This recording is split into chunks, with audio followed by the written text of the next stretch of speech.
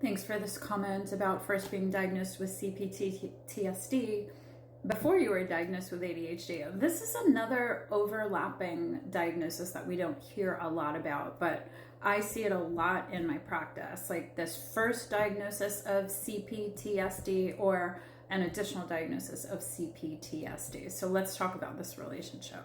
So CPTSD is a relatively new diagnosis that's only included in the ICD-11, not in the DSM. And the foundational criteria for it is that you must have been exposed to a traumatic event or a series of traumatic events.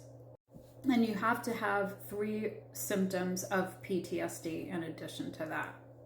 But then, in addition to those criteria, you are also having these symptoms that are very similar to a lot of what we see in ADHD women.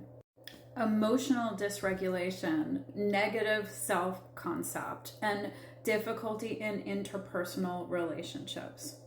Now, none of these things are part of the core criteria in the ADHD diagnostic criteria in the DSM, but we know that these are all things that we see in ADHD women, and so there is lots of blurring of what could potentially lead to misdiagnosis.